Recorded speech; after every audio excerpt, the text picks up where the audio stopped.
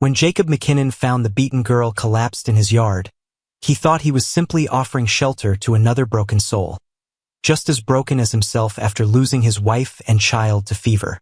But as Lily Durant slowly healed under his reluctant care, Nathan realized that mending her wounds would piece together the shattered remnants of his own heart in ways that would change everything. Could a grieving cowboy's act of mercy become the very salvation he never knew he needed? The gunshot cracked through the Nebraska morning like God's own thunderclap, sending every bird within a mile into panicked flight. Jacob McKinnon dropped his coffee cup, watching the dark liquid splash across the porch boards as his hand went straight for the Winchester propped against the cabin wall.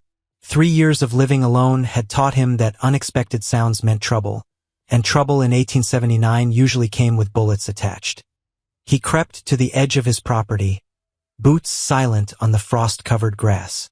The September air bit at his lungs as he scanned the horizon, looking for whatever had disturbed the peace of his isolated ranch. Nothing moved except the wind through the tall prairie grass, but Jacob had learned not to trust silence. Silence could lie just as easily as words. 20 minutes passed before he spotted the horse.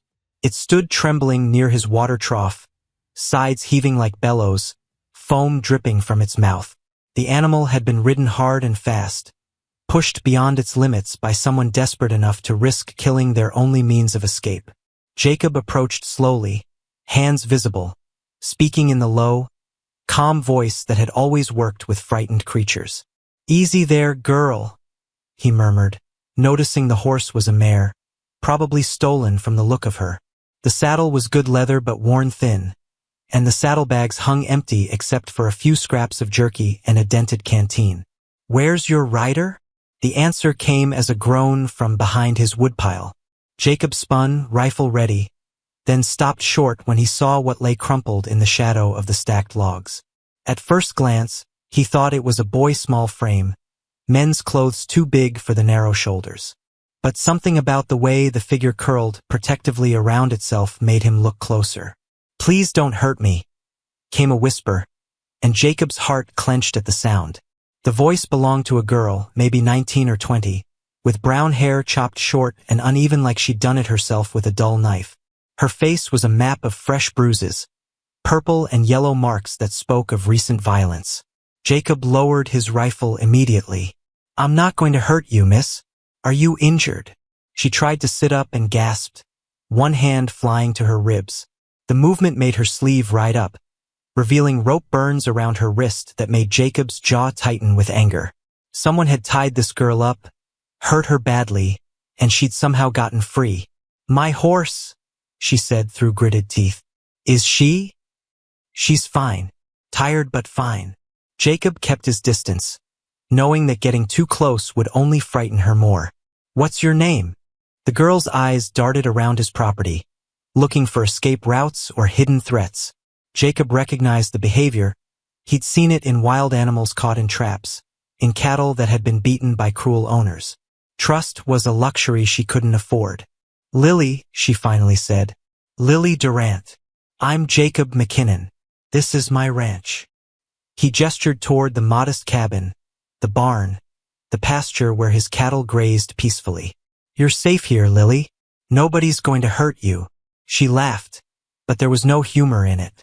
"That's what they all say." The words hit Jacob like a physical blow. How many times had this girl heard promises of safety, only to have them broken? How many times had men lied to her, hurt her, made her believe that pain was all she deserved? "I lost my wife and son 3 years ago," he said quietly. "Fever took them both. Haven't had much use for words since then, so when I give you mine, you can trust them. You're safe here." Something in his voice must have convinced her, because Lily's shoulders relaxed slightly. She was still ready to run, but she wasn't actively planning her escape route anymore. "I can't pay you," she said. "Don't have any money. Didn't ask for any." The simple honesty of his response seemed to surprise her. Jacob could see her trying to figure out his angle, what he wanted from her. In her experience, men always wanted something. "Just need to rest," she said carefully. "Maybe some water for my horse. Then I'll be on my way." Jacob nodded toward the barn. There's fresh hay in the stalls and grain in the feed box. Take what you need." He paused, studying her pale face and the way she held herself like everything hurt. "When's the last time you ate?" Lily's stomach answered for her, growling loudly enough to make her blush. "Yesterday morning, I think. Maybe the day before." "Come on then." Jacob started toward the cabin, moving slowly so she wouldn't feel pressured. "Got stew on the stove. Nothing fancy, but it'll fill you up." She followed him at a distance, limping slightly on her left leg. Jacob pretended not to notice, but he filed the information away. Someone had hurt this girl badly, and recently. The question was whether they were still looking for her. The cabin was simple but clean, with a stone fireplace and handmade furniture that spoke of careful craftsmanship. Lily's eyes went immediately to the rifle rack on the wall, the locked gun cabinet, the knife block on the kitchen counter. She was cataloging weapons, planning for the moment when Jacob's kindness would reveal itself as something darker. "Sit," Jacob said, ladling stew into a bowl. "You look ready to fall over." Lily perched on the edge of a chair near the door, ready to bolt if necessary. She ate like someone who'd learned that food could be taken away without warning. Quick, desperate bites that made Jacob's chest tight with sympathy. "This is good," she said between spoonfuls. "Thank you." "My wife's recipe," Jacob replied, then winced. He hadn't meant to mention Maria. Talking about her still felt like picking at a wound that wouldn't quite heal. "I'm sorry," Lily said softly. "For your loss." Jacob nodded, not trusting his voice. They sat in silence while she finished eating, the only sounds the crackling of the fire and the distant lowing of cattle. Outside, the wind picked up, rattling the windows with the promise of an early winter. "Storm's coming," Jacob observed. "Might be wise to wait it out before you move on." Lily's knuckles whitened around her spoon. "I can't stay. If they find me here." "They?" She shook her head, closing down again. "I just can't stay. It's not safe." Jacob looked at this broken girl sitting at his table, eating his food, and felt something shift inside his chest. For 3 years, he'd lived in a world of ghosts and silence, convinced that caring about anyone was a luxury he couldn't afford. But Lily needed help, and maybe, just maybe, helping her would help him too. "One night," he said, "just until the storm passes. Then you can go wherever you need to go." Lily searched his face, looking for the lie, the trap, the moment when his kindness would turn to something else. When she found only tired compassion, she nodded slowly. "One night," she agreed, "and then I'm gone." But as thunder rolled across the prairie and rain began to fall against the windows, Jacob wondered if either of them really believed that. The screaming started at 3 in the morning, tearing through the cabin like a wounded animal's cry. Jacob bolted upright in his bed, heart hammering as he reached for the pistol on his nightstand. The sound came again, high, desperate, full of terror that made his blood run cold. It was coming from the barn. He pulled on his boots and grabbed his rifle, moving through the darkness with practiced quiet. The rain had stopped, but the air still crackled with the electricity of the passing storm. Jacob's bare chest gleamed with sweat as he crept toward the barn door, every sense alert for danger. The screaming had stopped, replaced by broken sobs that somehow sounded worse. Jacob eased the barn door open, moonlight spilling across the hay-strewn floor. Lily sat huddled in the corner of an empty stall, her knees drawn up to her chest, rocking back and forth like a child trying to comfort herself. "Lily," he called softly, "it's Jacob. You're safe." She looked up at him with eyes that held nothing but fear. "He was here," she whispered. "He found me. He was here." Jacob's grip tightened on his rifle. "Who was here?" "Caleb. He had his hands on me again. He was dragging me back to the house, back to the room where he—" She shuddered, unable to finish the sentence. Jacob lowered his weapon and moved closer, his heart breaking at the sight of her terror. "Lily, look at me. You're in my barn. You're safe. It was just a dream." "A dream?" She blinked, confusion replacing fear as she took in her surroundings. The familiar smell of hay and horses, the soft nickering of her mare in the next stall. But it felt so real. I could smell his breath, feel his hands. Nightmares can feel real when they're built from real memories, Jacob said gently. Trust me, I know. He settled down on the hay a few feet away from her, close enough to offer comfort but far enough to avoid making her feel trapped. They sat in silence for a long moment, listening to the gentle sounds of the barn settling around them. Tell me about him, Jacob said finally. About Caleb. Lily wrapped her arms tighter around her knees. You don't want to hear about that. Maybe not. But you need to tell someone, and I'm the only one here. She was quiet for so long that Jacob thought she might not answer. When she finally spoke, her voice was barely above a whisper. My father owed him money. Gambling debts from the poker games in town. When he couldn't pay, she swallowed hard. Caleb said he'd take me instead. Said a pretty girl could work off the debt in other ways. Jacob's hands clenched into fists. How long? 6 months. 6 months of cooking his meals, cleaning his house, and... She couldn't finish, but she didn't need to. Jacob understood perfectly. The night I ran, he came home drunk. Drunker than usual. He started talking about how he was getting tired of the same girl every night, how maybe he'd sell me to his friends for a while. Lily's voice cracked. I hit him with a cast iron pan and took his horse. Been riding ever since. That was 3 days ago? She nodded. Haven't slept more than an hour at a time. Every sound makes me think he's found me. Jacob studied her face in the moonlight, seeing the exhaustion that went deeper than just physical tiredness. This girl had been running on fear and desperation for days, and she was close to breaking. He can't have you, Jacob said quietly. Whatever papers he thinks he has, whatever deal he made with your father, it doesn't matter. You're a human being, not property. Tell that to the law, Lily said bitterly. Tell that to the sheriff who told me I belonged to whoever could pay my father's debts. Not all lawmen think that way. Enough of them do. She looked at him with eyes that had seen too much cruelty for someone so young. Why are you helping me? What do you want? It was the question Jacob had been asking himself since he'd found her collapsed by his woodpile. What did he want? 3 years ago, he would have said he wanted his family back, wanted to turn back time and save Maria and Samuel from the fever that had taken them. But that was impossible, and living in the past had nearly killed him. I want to sleep through the night without dreaming about the people I've lost, he said honestly. I want to sit down to dinner without setting places for ghosts. I want to remember what it feels like to care about someone without being afraid they'll be taken away. Lily stared at him. You think helping me will do that? I think, Jacob said carefully, that maybe we can help each other. You need somewhere safe to heal, and I need to remember what it feels like to be human again. She was quiet for a long time, considering his words. Finally, she spoke. I don't know how to trust people anymore. Every time I let my guard down, someone hurts me. Then don't trust me, Jacob said simply. Just let me help you anyway. No strings, no expectations. Just one person trying to do right by another. And if Caleb comes looking for me? Jacob's jaw tightened. Then he'll find out what happens when someone threatens something I care about. The words surprised them both.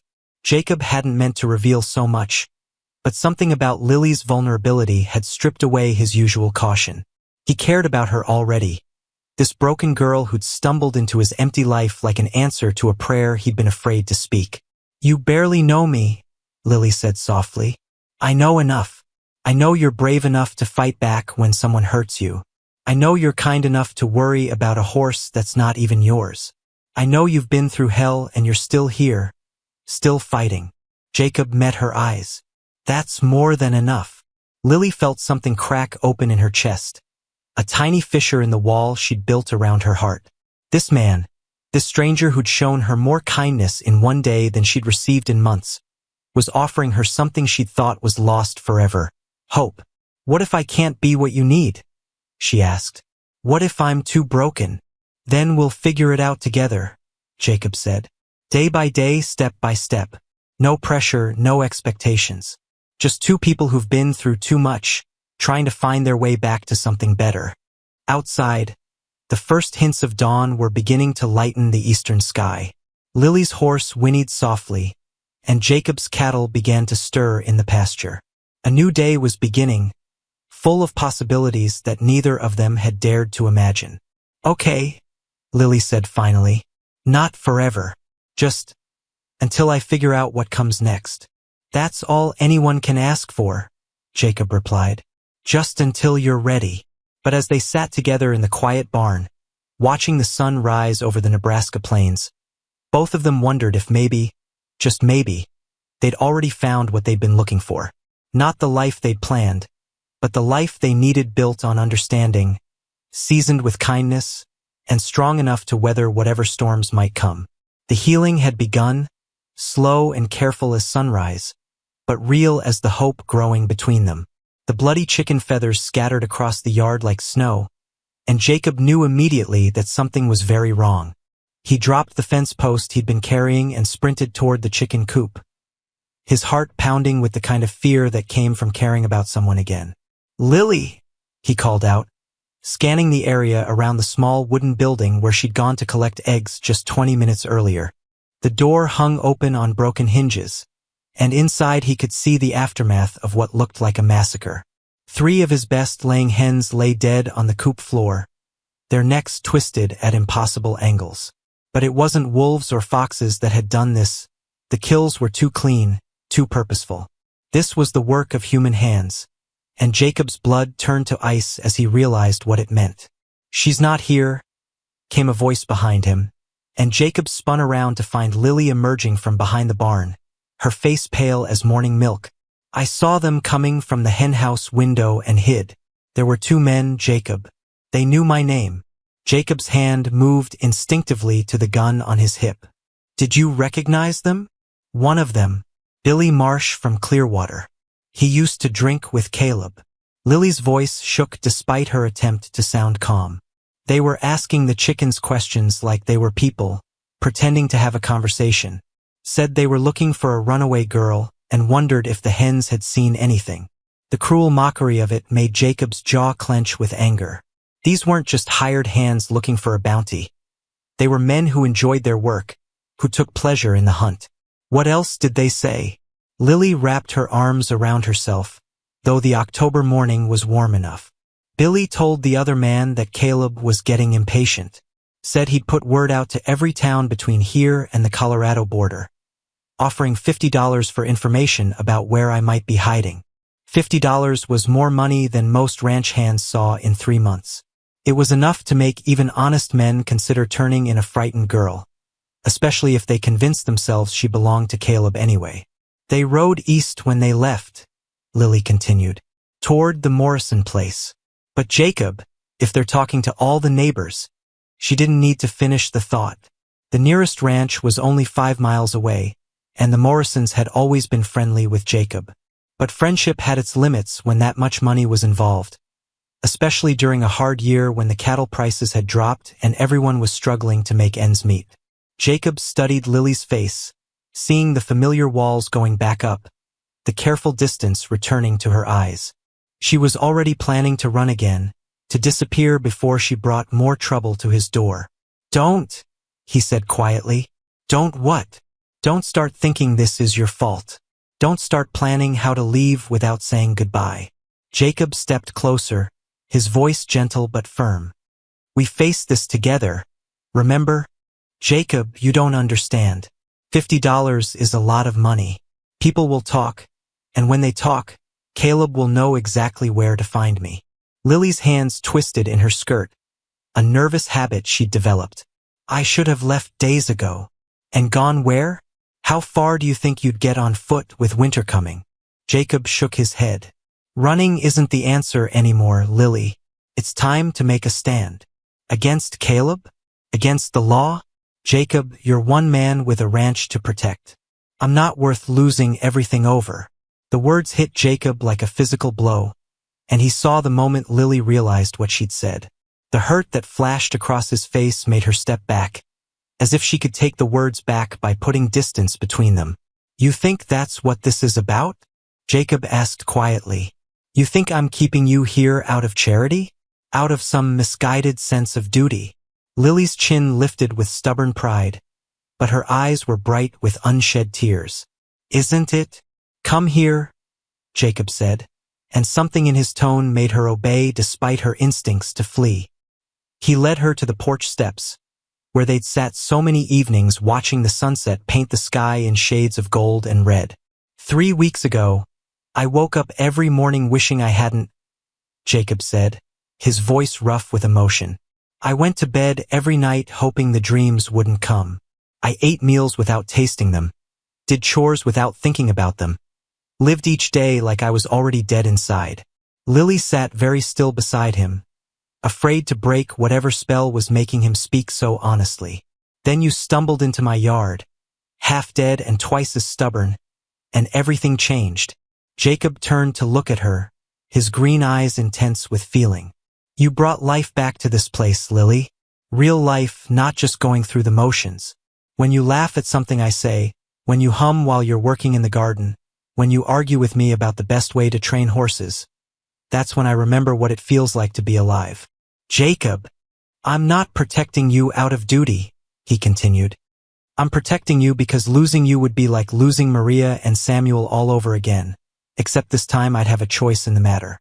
This time I can fight back. The confession hung between them like a bridge neither of them had expected to cross so soon. Lily felt her careful walls crumbling, replaced by something warm and terrifying and wonderful. I care about you too, she whispered. More than I should, more than I planned. But Jacob, caring about people gets them hurt. Everyone who's ever tried to help me has paid for it. Then it's a good thing I'm harder to break than most people, Jacob said with a slight smile. Besides, I've got something Caleb doesn't expect. What's that? You. The real you, not the frightened girl who ran away in the night. The woman who can shoot a rifle straighter than most men. Who can gentle a spooked horse with just her voice. Who's got more courage in her little finger than Caleb has in his whole body. Jacob reached for her hand, intertwining their fingers. He's expecting to chase down a victim. Instead, he's going to find a fighter. Lily looked down at their joined hands, marveling at how right it felt. 3 months ago, any man's touch would have made her flinch. But Jacob's hands were gentle, calloused from honest work, warm with the promise of safety. What are you suggesting? She asked. I'm suggesting we stop running and start planning. Caleb wants a fight? Let's give him one, but on our terms, on our ground. Jacob's voice grew determined. But first, we need to know exactly what we're up against. As if summoned by his words, the sound of approaching hoofbeats echoed across the prairie. Jacob tensed, his hand moving to his gun, but Lily recognized the rider before he crested the hill. It's Judge Morrison, she said, relief flooding her voice. From town. The elderly judge rode up to their porch with the careful dignity of a man who'd spent 40 years dispensing justice on the frontier. His weathered face was grim, and he carried himself like someone bearing bad news. Jacob, Miss Durant, he said, tipping his hat. I'm afraid I have some troubling information to share. About Caleb Reeves? Jacob asked. Among other things. The judge dismounted slowly, his age showing in the careful way he moved. May I sit down? This conversation might take a while. As they settled on the porch, Judge Morrison fixed them both with a serious look. Caleb Reeves has been to see me. Claims he has legal papers giving him guardianship over Miss Durant here. Says she stole his horse when she ran away. Lily's face went white, but Jacob's hand tightened reassuringly around hers. What kind of papers? Jacob asked. Debt settlement documents, signed by her father. They appear to be legal, though I have serious questions about the circumstances under which they were obtained. The judge's voice was carefully neutral, but his eyes held a spark of anger. The bigger problem is that Sheriff Watson seems inclined to enforce them. Watson's in Caleb's pocket, Lily said bitterly. Has been for years. Perhaps. But the law is the law even when we don't like it. Judge Morrison leaned forward, his voice dropping to a conspiratorial whisper. However, there might be a way around this particular law. It would require some creative interpretation of territorial statutes, and it would definitely require Miss Durant to be willing to take a significant risk. Jacob and Lily exchanged glances, both thinking the same thing. Whatever the judge had in mind, it was their only hope of staying together. What kind of risk? Jacob asked. Judge Morrison smiled for the first time since arriving, and suddenly he looked less like a tired old man and more like the sharp legal mind that had been outwitting corrupt officials for decades. The kind that could either set you both free, he said, or land you both in jail. Are you interested in hearing more? The plan was either brilliant or completely insane, and Jacob couldn't decide which as he watched Judge Morrison spread legal documents across his kitchen table like a general planning a battle. The lamplight flickered across pages of territorial law and property rights, creating shadows that seemed to dance with the weight of what they were about to attempt. Under Nebraska Territorial Statute 47, the judge explained, pointing to a specific paragraph with his gnarled finger, any debt settlement involving a person as collateral becomes null and void if that person can prove they were coerced or threatened into the arrangement. Lily leaned forward, hope and fear warring in her expression. But how can I prove that? It's my word against Caleb's, and he's got papers.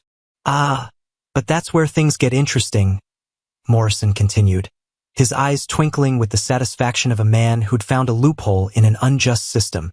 The law also states that such arrangements must be witnessed by a neutral party, someone not involved in the original debt. Was there anyone present when your father signed those papers besides you and Caleb? Just Billy Marsh, Lily said, then paused as understanding dawned. Wait, Billy works for Caleb. Has for 2 years. That means he wasn't neutral, was he? Precisely, which makes the entire contract legally questionable. Judge Morrison shuffled through more papers. But here's the real clever part.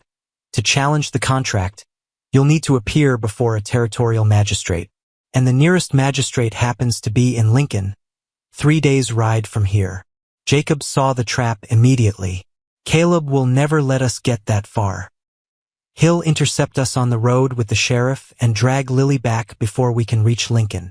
Unless, the judge said with a sly smile, Caleb doesn't know where you're going. What if, as far as he knows, Miss Durant has already left the territory entirely? The plan that followed was so audacious that Jacob found himself grinning despite the danger. They would stage Lily's apparent death, a tragic accident that would send Caleb looking for a body instead of a living girl. Meanwhile, Lily would travel to Lincoln disguised as Jacob's nephew, seeking legal help while hidden in plain sight.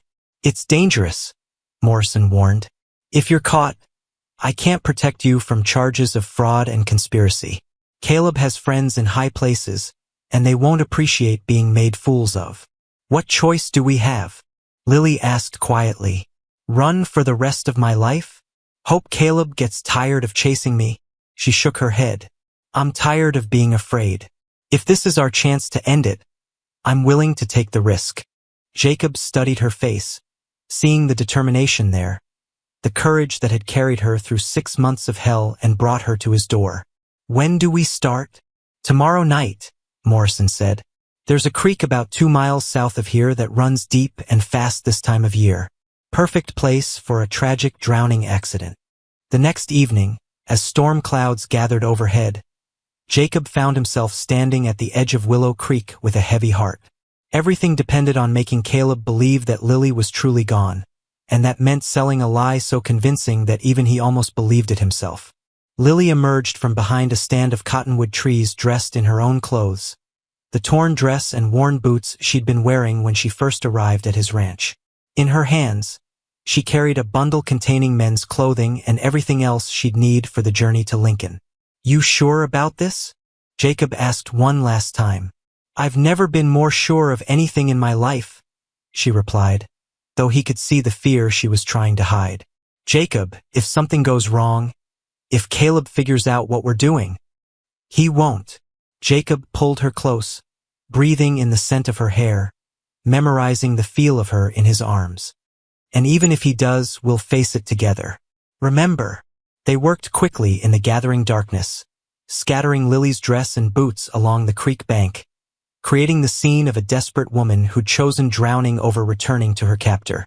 Jacob's heart clenched as he placed her torn sleeve on a sharp branch, making it look like she'd struggled against the current before being swept away. "There's something I need to tell you," Lily said as she changed into the men's clothes behind a screen of bushes. "Something I should have said before we started this." Jacob's hands stilled on the bundle of supplies he was preparing. "What is it?" "I love you." The words came out in a rush, as if she'd been holding them back for too long. "I know it's too soon. I know we've only known each other a few weeks, but I needed you to know. In case nothing," Jacob said firmly, stepping around the bushes to face her. She stood there in borrowed men's clothes, her hair tucked under a hat, looking young and vulnerable and impossibly brave. "I love you too, Lily Durant, more than I thought I could love anyone after Maria. You brought me back to life, and I'm not letting anyone take that away from us." He kissed her then, soft and desperate, pouring 3 years of loneliness and hope into the touch of their lips. When they broke apart, both were crying. 3 days, Jacob whispered. "I'll meet you in Lincoln in 3 days, and we'll finish this." 3 days, she agreed, then melted into the darkness like a ghost. Jacob spent the night by the creek, building a story of desperate searching, of calling her name until his voice was hoarse. When the first gray light of dawn appeared, he rode hard for town, his face a mask of grief and panic.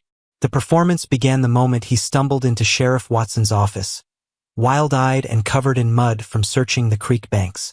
"She's gone," he gasped, collapsing into a chair with convincing exhaustion. "Lily's gone. The creek, I think she jumped." Watson, a thin man with suspicious eyes and hands that shook slightly from too much whiskey, looked up from his desk with interest. "The Durant girl? When?" "Last night. She was acting strange all day. Kept talking about how she couldn't run anymore, how she was tired of bringing trouble to good people."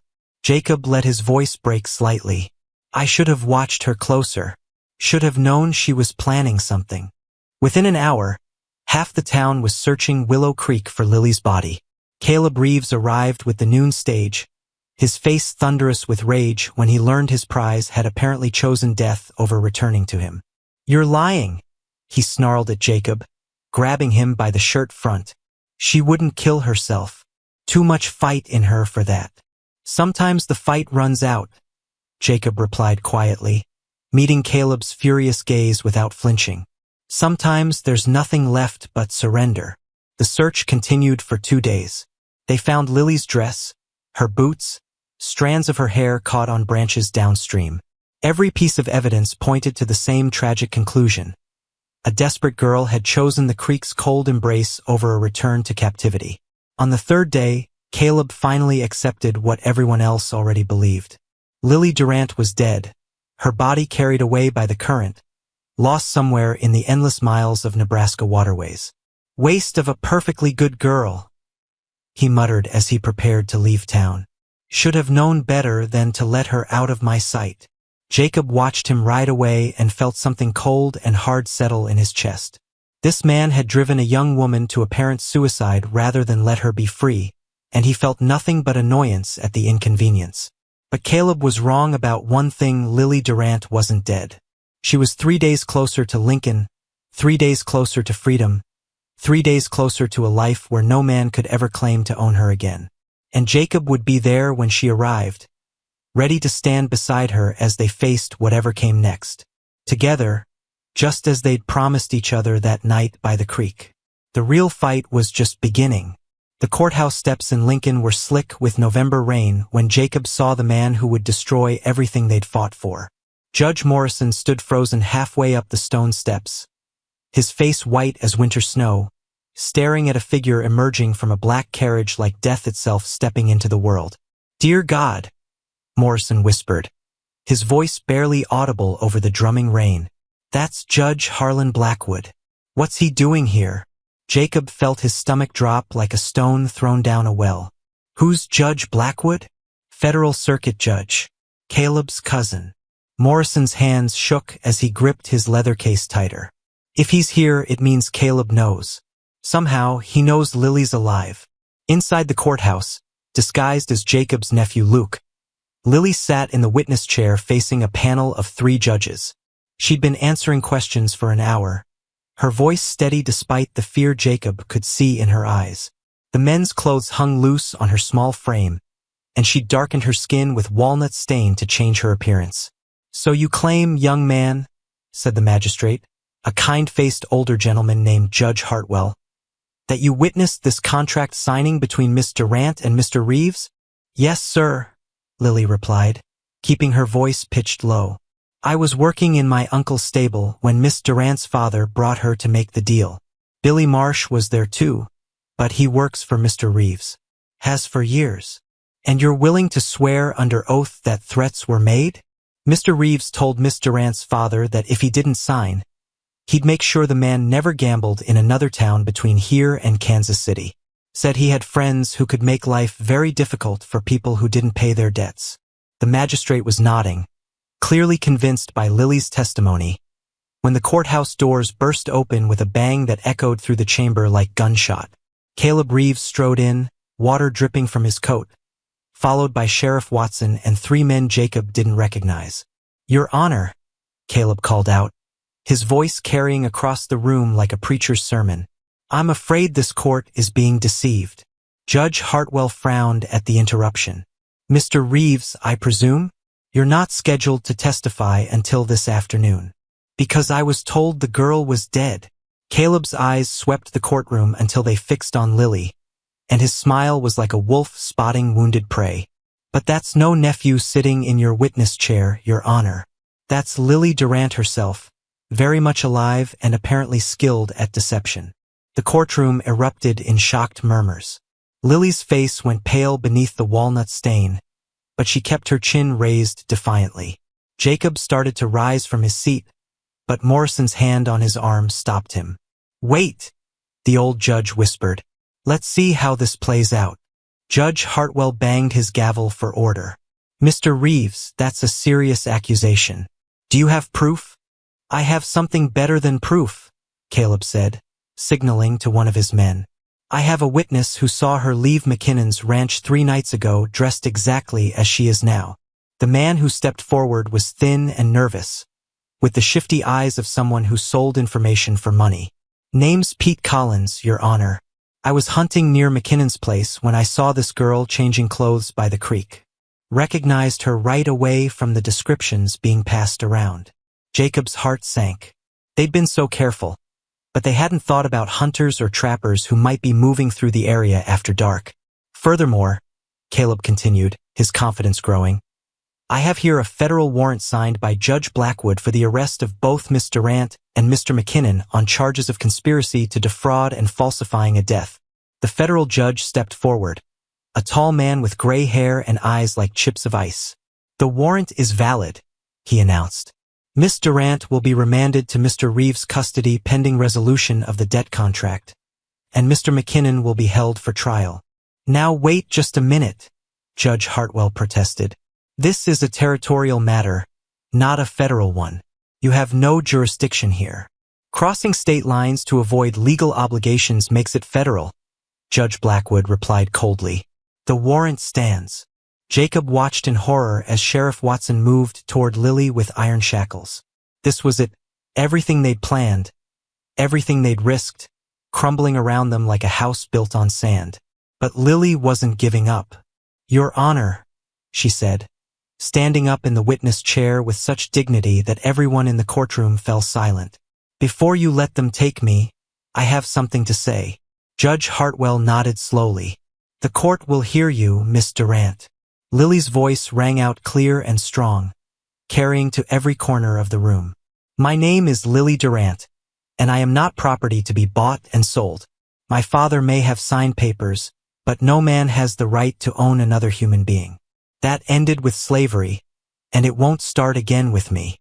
She turned to face Caleb directly, her brown eyes blazing with courage Jacob had never seen before. "You can drag me back to your house, Mr. Reeves.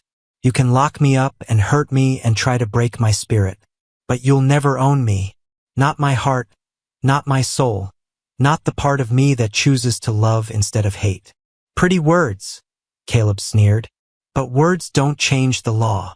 "Maybe not," Lily said quietly. But sometimes they change people's minds. She was right. Jacob could see it in the faces around the courtroom. Farmers and shopkeepers and ordinary citizens who'd come to watch the proceedings. They were looking at Caleb with disgust, at Lily with admiration, and at the federal judge with growing suspicion.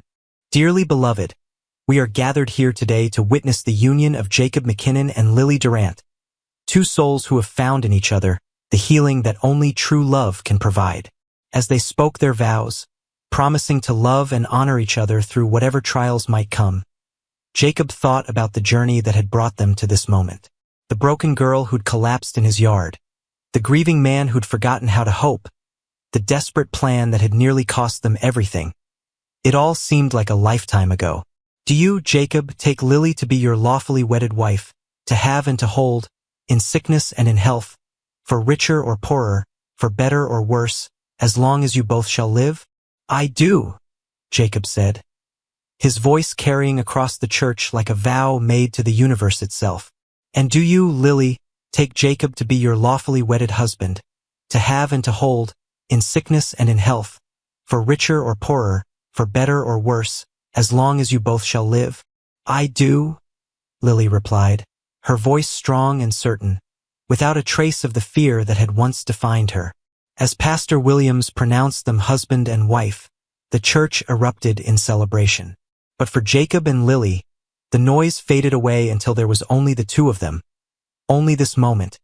Only the kiss that sealed their promise to face whatever came next together. The reception was held in the church hall, with tables groaning under the weight of food prepared by every woman in 3 counties. Jacob's cattle had brought top dollar at the spring market, and he'd spared no expense in celebrating the day that marked the beginning of their real life together. Speech! Speech! Called out someone from the crowd, and soon the entire hall was chanting for Jacob to say something. He stood up reluctantly, never comfortable being the center of attention, but when he looked down at Lily's encouraging smile, the words came easily. A year ago, he began, his voice carrying across the suddenly quiet room, I was a man who'd forgotten how to live. I went through each day like a ghost, existing but not really alive, convinced that the best parts of my life were buried in the ground with my first family. He paused, looking out at the sea of faces, neighbors and friends who'd watched his journey from grief to hope. Then a stubborn, brave, impossible woman stumbled into my world and reminded me that hearts can break and heal at the same time. That love isn't something you lose when tragedy strikes. It's something you choose, over and over again, every single day. Jacob turned to look at Lily, his wife, his future, his proof that miracles still happened on the Nebraska plains. Lily Durant McKinnon, you saved my life in every way a person can be saved. And I promise you, here in front of everyone who matters to us, that I'll spend the rest of my days trying to be worthy of the gift you've given me. The hall erupted in applause and cheers, but Lily only had eyes for her husband, her heart so full of love it felt like it might burst. Later, as the sun set over their ranch now, legally and truly, they sat on the porch swing Jacob had built as a wedding gift. Lily's head rested on his shoulder, her wedding dress spread around them like a white cloud. Are you happy? Jacob asked, the same question he'd asked her that first night when she'd agreed to stay. Happy doesn't begin to cover it, Lily said, echoing his words from the morning. I feel like I'm living in a dream I never dared to have. What kind of dream? The kind where the broken girl gets the fairy tale ending, where the man who saved her turns out to be the love of her life, where they build something beautiful together out of all the pieces of their shattered hearts. Jacob kissed the top of her head, breathing in the scent of orange blossoms from her hair. It's not a dream, Mrs. McKinnon. It's real as the ground under our feet, real as the love in your eyes, real as the future we're going to build together. In the distance, cattle lowed softly in the evening air, and somewhere a night bird called to its mate. The sounds of home, of peace, of a life worth living. Jacob, Lily said quietly, her hand moving to rest on her stomach. There's something I need to tell you. He tensed slightly, old fears rising automatically. What is it? She looked up at him with eyes that sparkled with joy and mischief. We're going to have a baby. The words hit him like lightning, illuminating every corner of his world with sudden, brilliant hope. A baby, their baby, living proof that love could triumph over loss, that broken people could create something whole and beautiful together. A baby? He repeated, his voice filled with wonder. Are you happy? She asked, borrowing his favorite question. Happy? Jacob said, pulling her close. Doesn't begin to cover it. As the stars emerged overhead, they sat together in comfortable silence, two souls who'd found each other in the darkness and chosen to build a life in the light. The wind carried the scent of growing things, of rain and grass and the endless possibility of tomorrow. In the end, Jacob thought, watching his wife's face in the starlight, it wasn't about being worthy of love. It was about being brave enough to accept it when it came, broken edges and all. They'd both carried wounds that seemed too deep to heal, but love, real love, didn't demand perfection. It just asked for honesty, for presence, for the courage to keep choosing each other, day after day, season after season. And when their daughter was born on a crisp October morning, exactly 1 year after Lily had first stumbled into his yard, Jacob held her in his shaking hands and saw the future looking back at him with eyes the color of autumn leaves. They named her Hope, because sometimes the most powerful thing you can do is believe in tomorrow, even when today feels like the end of the world. The little girl who'd been born from their love would grow up knowing that she was wanted, cherished, protected by parents who understood the value of the gift they'd been given. She would never know hunger or fear or the cruel touch of those who saw people as property to be bought and sold. Years passed, and their family grew. 2 more children who filled their home with laughter and light. The ranch prospered under Jacob's careful management and Lily's fierce determination. They became pillars of their community, known for their generosity to those in need, their willingness to stand up for the powerless, their proof that love could overcome even the darkest circumstances.